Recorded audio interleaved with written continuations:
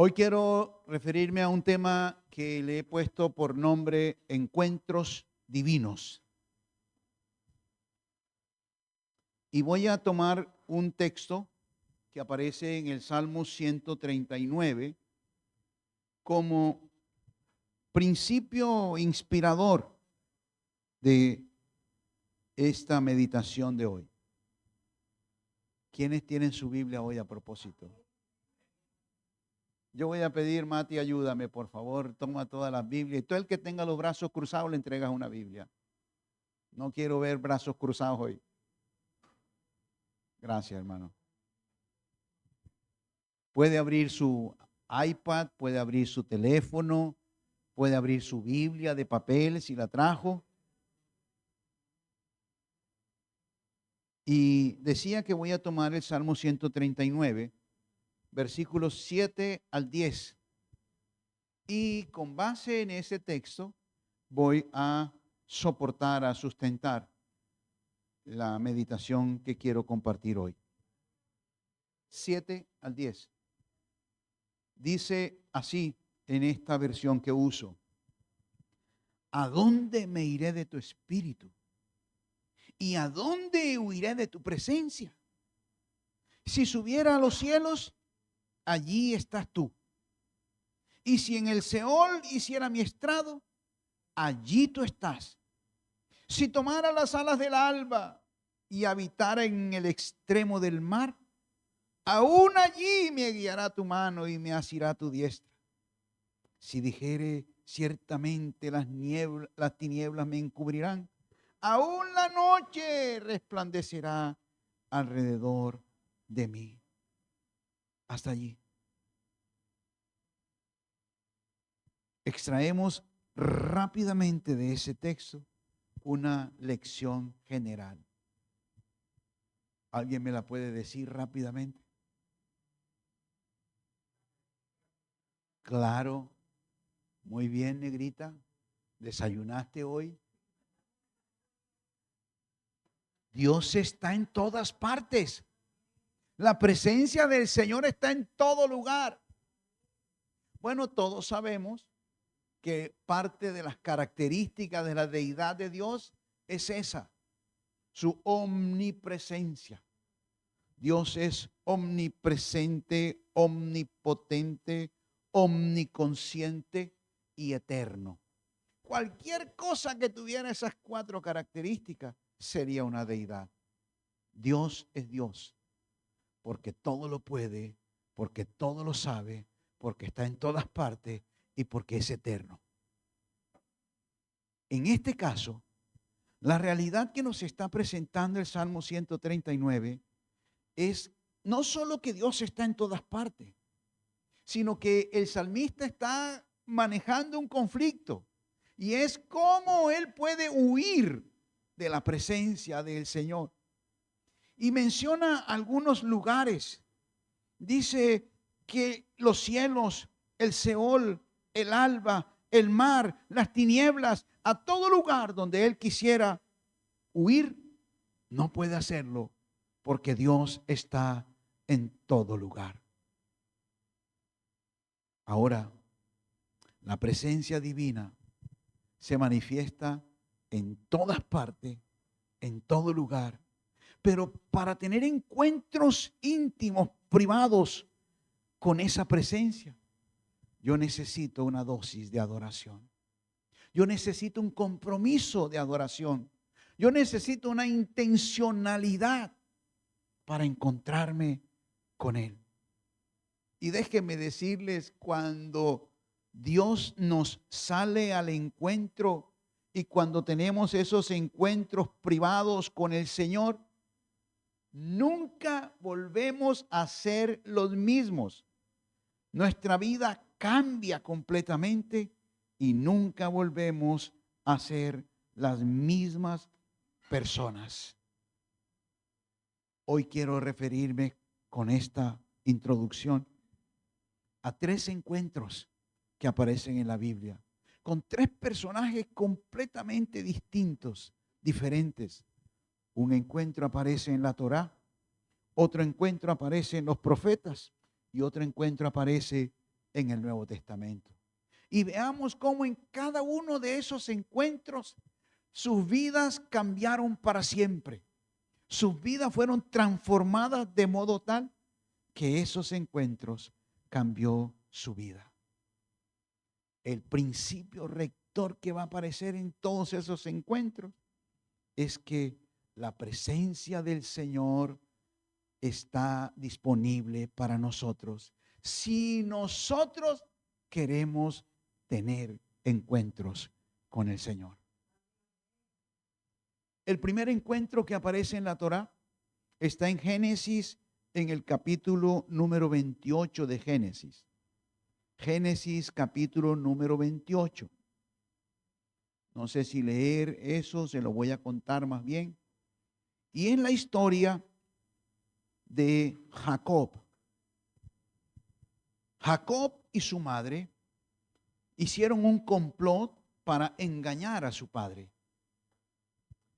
Y de esa manera le robaron el derecho de la primogenitura que su hermano mayor Esaú tenía. Hicieron toda una tramoya porque el padre tenía como hijo predilecto a Esaú y sin embargo la madre privilegiaba más bien a Jacob. Hicieron entonces una tramoya tremenda para engañar al padre Isaac. Ya anciano, casi no veía, y pudieron entonces robarle esa primogenitura.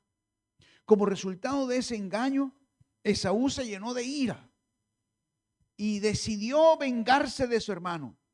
Y no solamente dijo malas palabras y explotó, sino que lo amenazó y le dijo: me las vas a pagar, te voy a matar. Y entonces la madre y él, para proteger su vida, lo manda donde familiares que viven en el norte. Y él entonces emprende el camino del desierto hacia donde están los familiares allá en el norte para protegerse de su hermano. Pero estando allí en el camino, dice la escritura que llegó a algún lugar ya cansado y se acostó a dormir allí. Y cuando estaba allí dormido, tuvo un sueño, soñó.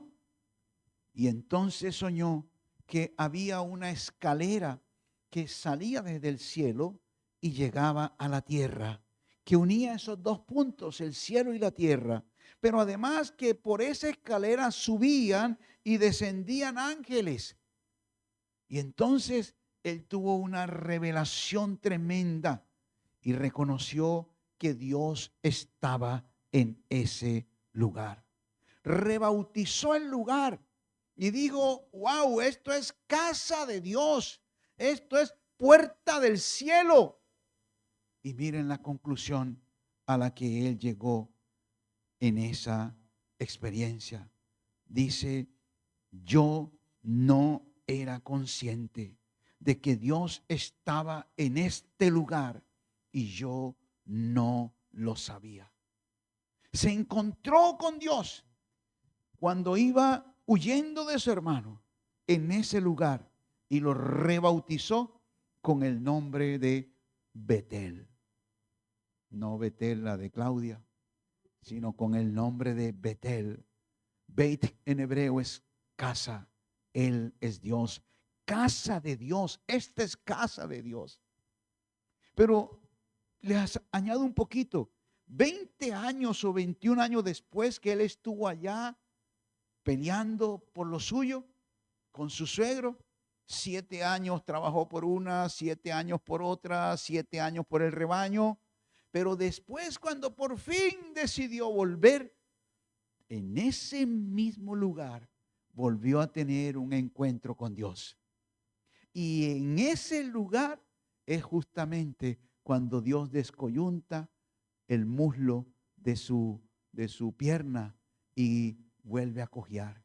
Y es en ese lugar donde Dios cambia su nombre y dice: ya no te voy a llamar más Jacob, porque Jacob quiere decir eso, bandido, sinvergüenza, engañador. Ahora te voy a llamar Israel. Y le dio a él el nombre de toda una generación, la generación de Israel.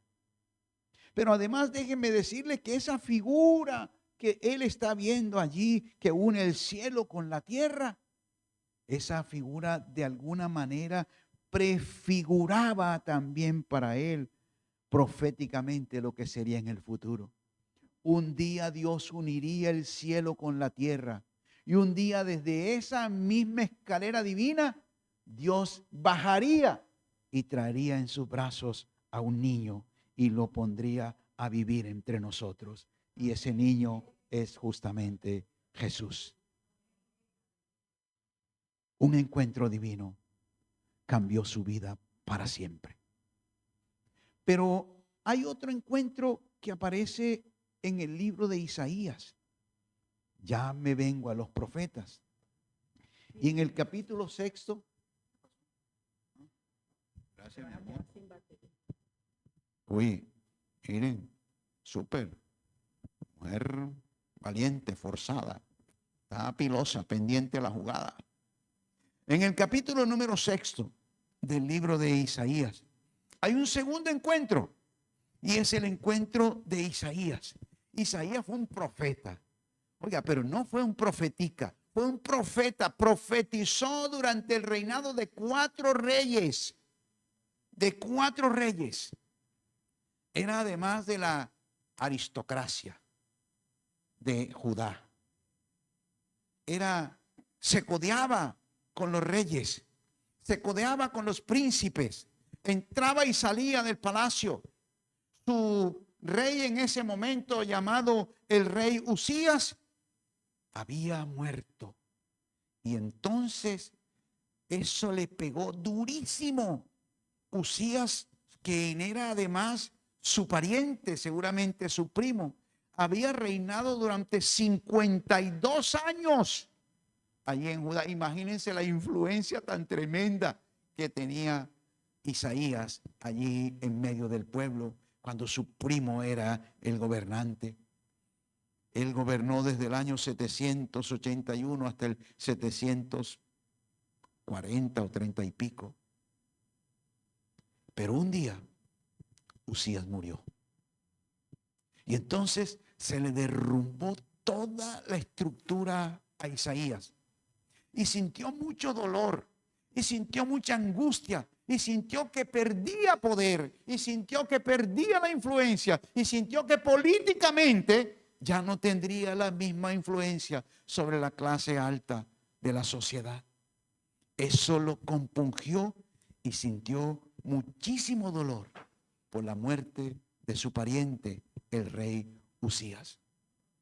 Pero en esa situación, estoy en el capítulo 6 del libro de Isaías, en esa situación Dios le dio una visión.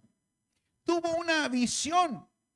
Dice: yo vi al Señor sentado sobre un trono alto y sublime, y sus faldas llenaban el templo. Por encima de él había serafines. Cada uno tenía 6 alas, con 2 cubrían sus rostros, con otras 2 cubrían sus pies, y con 2 volaban y gritaban: santo, santo, santo es el Señor Dios de los ejércitos, y toda la tierra sea llena de su gloria. Los quicios de las puertas se estremecieron con la voz del que clamaba, y la casa se llenó de humo.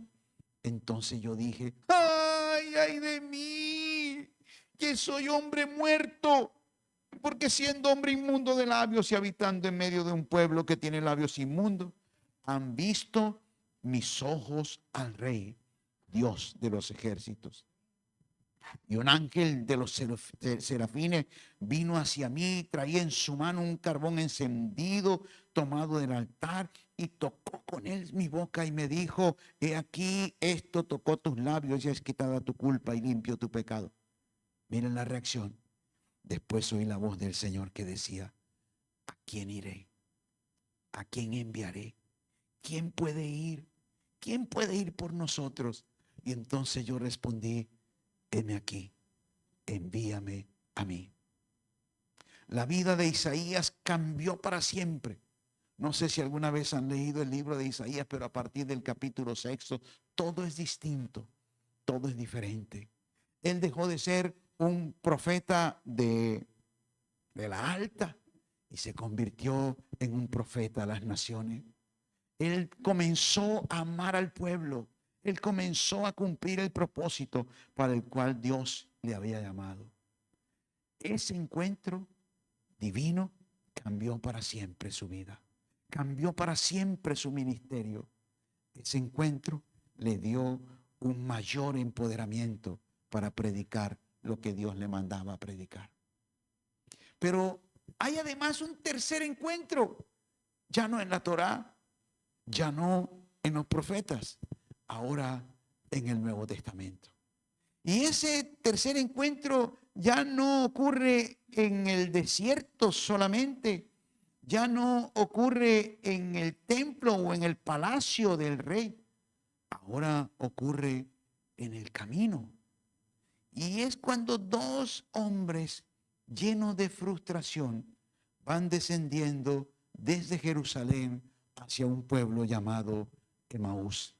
Estoy ahora en Lucas capítulo 24. Estuve en Génesis 28, luego en Isaías 6 y ahora estoy en Lucas capítulo 24. Dos hombres van descendiendo de Jerusalén hacia Emaús. Están viajando de oriente hacia occidente, dirección al mar Mediterráneo. Dice la escritura que el pueblo de Emaús quedaba abajo, 15 kilómetros dista de Jerusalén, ese pueblo. Yo viví año y medio en ese pueblo. Hoy día es un pueblo árabe llamado Abu Ghosh. Y ellos iban bajando. Jerusalén está a 600 y pico de metros sobre el nivel del mar. Iban descendiendo, iban chancleteando, iban cabizbajo, iban quejándose, iban hablando entre ellos locura. Iban diciendo, púchale, la embarramos. Invertimos toda la platica en este proyecto y nada nos resultó. Invertimos toda nuestra fuerza, metimos toda nuestra energía aquí y resultó ahora un bluff. Porque Jesús, a quien ellos habían seguido, en quien ellos habían depositado su esperanza y su confianza, había muerto y había acabado todo. Sus discípulos se habían dispersado. Seguramente estos dos no eran del grupo selecto de los 12, pero sí eran discípulos cercanos, porque conocían todo el asunto de la resurrección, de las mujeres, de la tumba, de todo. Y entonces, yendo por el camino, se les pega un tercer viajero. Y le dice, hola paisano, ¿qué vale? Oiga, y esas caras que tienen, ¿qué es? Uy, ustedes parecen en Guayabao, van como entristecidos, van. Y entonces tú le dices, ¿cómo se nota que tú eres un extranjero? Eres el único que no sabe todo lo que ha pasado aquí en la región. Y cómo Jesús de Nazaret, que nos había prometido, y comienzan a echarle toda la historia. Jesús entonces les dice, wow, ¿hasta cuándo? Insensatos de corazón, tardos para oír. ¿Cuántas veces les enseñé desde Moisés, desde los profetas, desde los salmos, que era necesario que el Cristo padeciera? Y a todas estas siguieron caminando y finalmente, casi al atardecer, llegaron a Emaús. Él hizo como que seguía de largo, el tercer viajero, y ellos le dijeron, hey, se hizo tarde, quédate con nosotros. Él se quedó con ellos y ellos prepararon comida.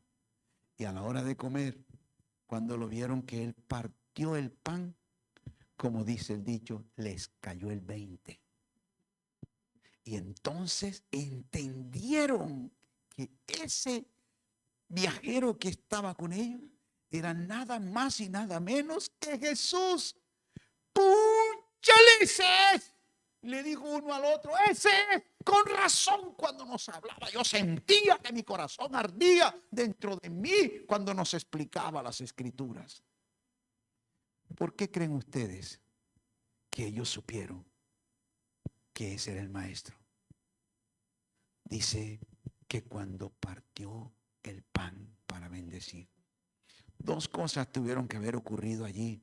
La primera, ellos sabían estado antes con Jesús y lo habían visto partir el pan.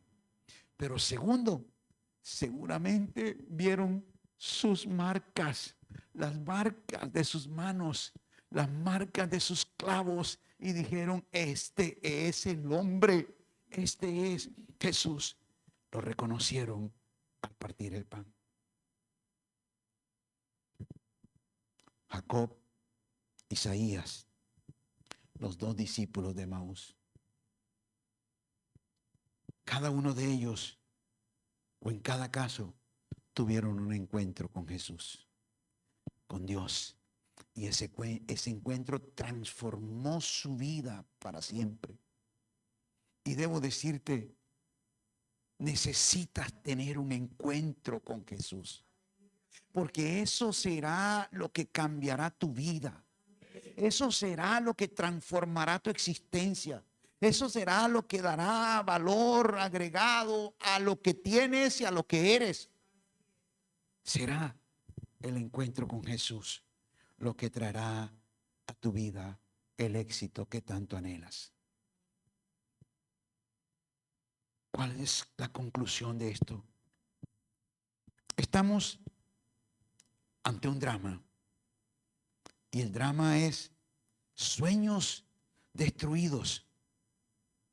Observen que todos los encuentros, los 3 encuentros, se dieron en medio de una crisis personal. Una crisis. Ahora, estamos en tiempos de crisis, ¿sí o no? Hay crisis en todas partes, a todo nivel. Hay crisis en la industria, hay crisis en la banca, hay crisis en el comercio.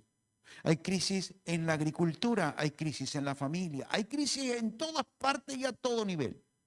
Nada define mejor la situación de desorden y de conmoción interior que tenemos hoy día que la palabra crisis. Estos encuentros se dieron en medio de una crisis. Pero también se dieron con personas diferentes. Jacob era un tramposo, bandido, argumentativo. Se había acostumbrado a engañar. Pero en cambio Isaías era un profeta aristocrático que ministraba en el palacio del rey. En cambio los de Emaús eran discípulos de Jesús. Pero también le toca a los discípulos, claro. Estos eran discípulos. Es decir, que también los discípulos necesitamos encuentros con Jesús, claro. Pero además de eso, los encuentros se dieron en lugares diferentes. En el caso de Jacob, fue camino al desierto, hacia Parán. En el caso de Isaías, fue allí en el palacio del rey, en el templo de Jerusalén. En el caso de los de Emaús, fue en el camino hacia Emaús. Pero los encuentros tienen algo en común, y es que todos parten de una crisis. Jacob estaba huyendo de su hermano Esaú porque lo iba a matar. Le iba a dar piso, le iba a mandar el de la moto. Y entonces salió huyendo. Pero en el caso de Isaías, Isaías lloraba. Isaías estaba desconsolado. Su familiar, su primo había muerto y eso había producido un vacío en su corazón. Pero en el caso de los de Emaús, estaban decepcionados. Ellos habían perdido sus sueños, habían fracasado, habían colocado en ese proyecto toda su energía, su dinero, su fuerza, y el proyecto había fracasado. Ahora, no quiero decirte hoy que el único medio por medio del cual Dios viene a nosotros es la crisis. Pero sí debo decirte que es una forma. Y muchos de nosotros que estamos aquí hemos venido justamente por una crisis. Hay un autor muy famoso, conocido, que se llama C.S. Lewis. Tiene una frase que dice: Dios susurra en nuestros deleites, pero Dios grita en nuestro dolor. Cuando todo está bien, Dios nos habla pasito y nos susurra al oído. Pero cuando hay problemas y crisis, Dios grita en nuestro dolor. Hermanos, quiero aplicar a nuestro corazón esto.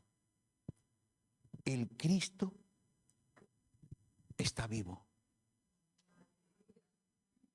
El Cristo del ayer es el Cristo de hoy y es el Cristo del mañana. El mismo Cristo, el que actuó en el pasado, es el que actúa hoy día y es el mismo que actuará también mañana. Así que si por ventura, de pronto no, pero si por ventura tienes una crisis de cualquier tipo, como Jacob, estás huyendo de algo o de alguien. Como Isaías, tienes un dolor profundo por una pérdida. O como los discípulos de Emaús, estás lleno de incertidumbre, de dudas y de decepción, porque no comprendes el panorama completo y no comprendes la realidad de los hechos. Déjame entonces decirte que es tiempo de encontrarte con el Señor. Este es tiempo de abrir tu corazón al Señor. Y tú me dirás, pero es que ya yo soy un discípulo. Sí, precisamente, tú eres el que más necesita por ser discípulo. Necesitamos un encuentro con Él. Necesitamos ponernos delante de Él, volvernos vulnerables en su presencia y decirle: Señor, estoy aquí. Escuchar qué es lo que Él nos pide. ¿Acaso no es para nosotros lo que Él nos pide en Mateo 4? Vengan a mí todos los que están trabajados, cargados, afligidos, atormentados, y yo los voy a hacer descansar. ¿Acaso no oímos lo que Él nos ofrece? Cuando nos ofrece perdón de nuestros errores, equivocaciones y pecados. Y nos dice: si confesamos, Él es fiel y justo para perdonarnos y para limpiarnos de toda maldad. ¿Acaso no es el mismo Él el que en Juan 14 nos promete y nos dice: yo me voy, pero no los voy a dejar huérfanos, porque yo voy a volver para que donde yo esté, ustedes también puedan estar? Hermanos, el punto crítico de todo esto es este: necesitamos encontrarnos otra vez con el Señor. Necesitamos otra vez encuentros con Él. No importa cuánto hace que le conocemos, no importa la experiencia que estemos viviendo, pero necesitamos encontrarnos con su presencia. Necesitamos que Dios, como a Jacob, vuelva a tocar nuestro muslo. Que como a Jacob, Él se nos pueda revelar o mostrar en una escalera que sube y que baja del cielo.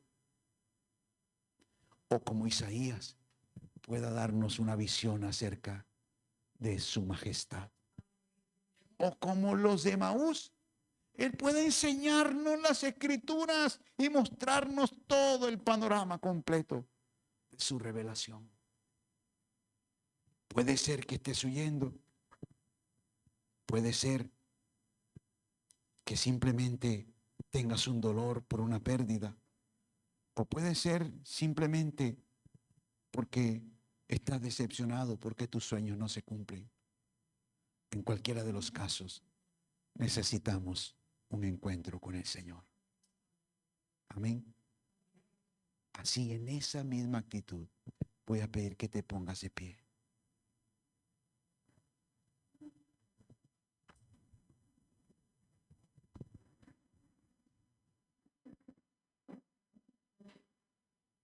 Y allí puesto de pie,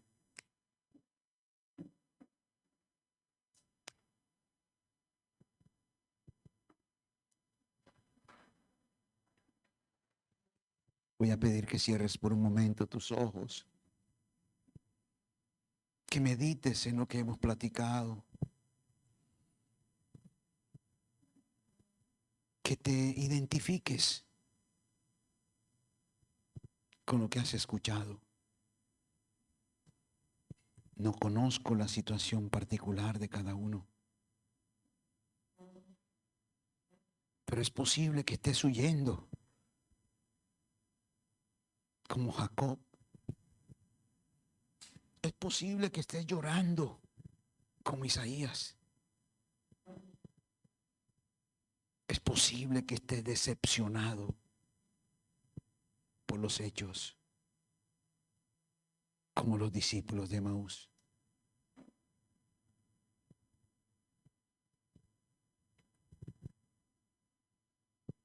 Yo te digo hoy de parte del Señor, necesitas urgentemente un encuentro con Él. Un encuentro que transforme tu circunstancia. Un encuentro que transforme tu vida.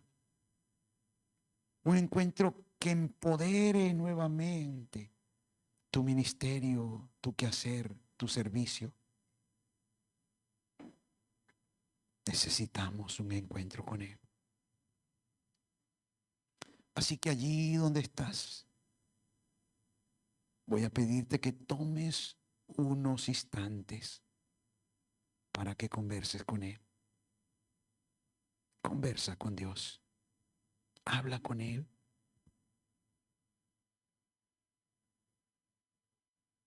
Habla con Él.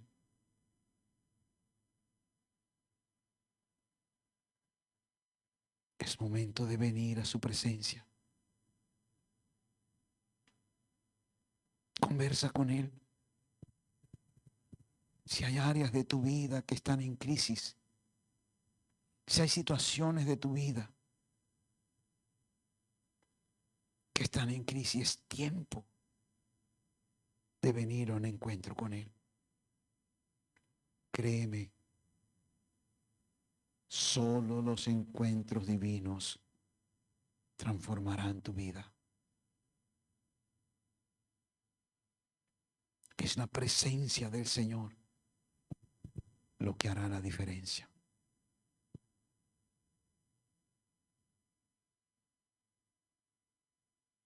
Conversa con Él.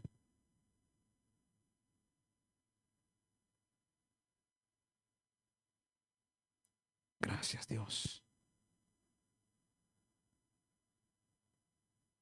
Gracias, Dios.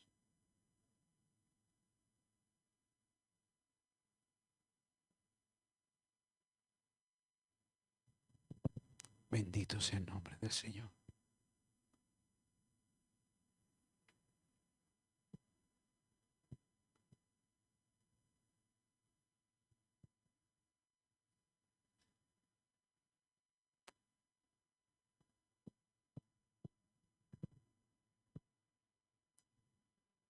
Y mientras todos estamos orando,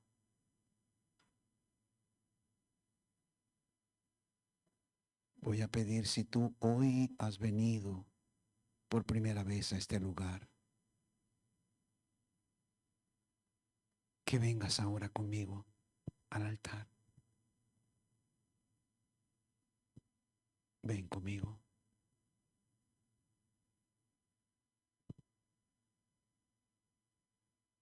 Si tú hoy has venido por primera vez a este lugar,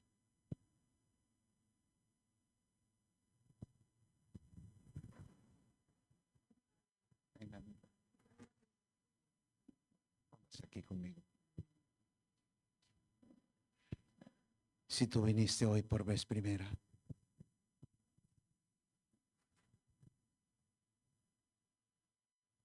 gracias por estar aquí.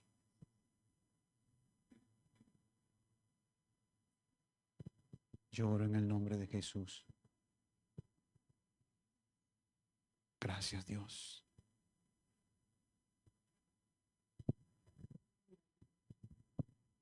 Eso, mírenme. Gracias, Señor. Esta es su casa. Y deseamos que la presencia del Señor esté en sus vidas, en su casa, en su familia, en sus negocios, en sus planes. Que la gracia del Señor les cubra. Díganle conmigo al Señor. En voz alta, díganle: Señor Jesús, yo te necesito. Te abro las puertas de mi corazón y te invito que entres a mi vida. Gracias por este encuentro maravilloso que tú provees para mí a través de la cruz. Yo confieso con mis labios lo que creo en mi corazón, que tú eres el Señor. Te doy gracias, Jesús. Gracias, Padre, gracias. Gracias por llenar la vida de tus siervas. Señor, gracias.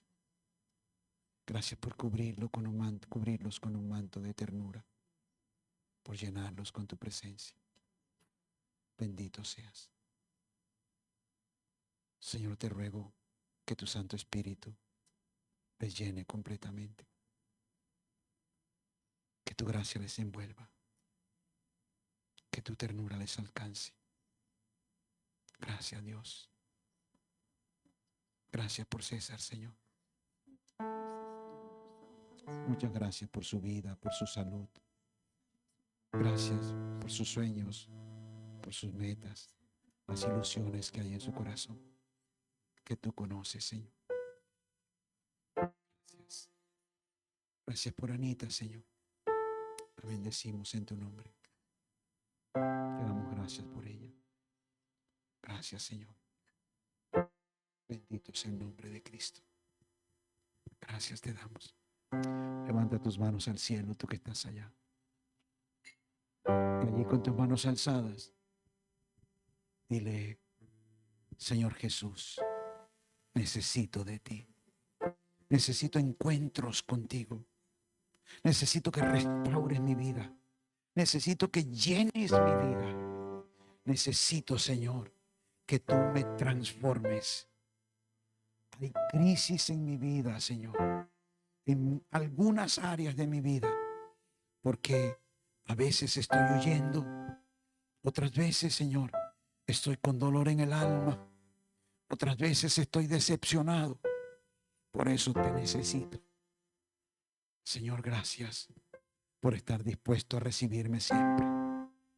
Hoy, Señor, me comprometo a buscarte cada día, a encontrarme contigo cada mañana, cada noche. Gracias por tu amor. En el nombre de Jesús. Amén. Amén. Amén. Amén. Denle un aplauso fuerte al Señor. Él lo merece. Él es el Rey.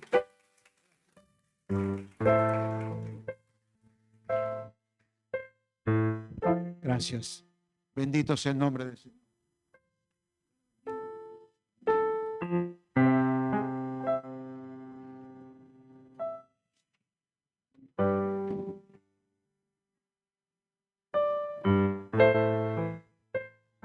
Que el Señor les dé una semana de victoria. Que en todo lo que emprendan en esta semana el Señor los acompañe. Que su gracia y su favor estén con ustedes. Bendiciones en el nombre del Señor.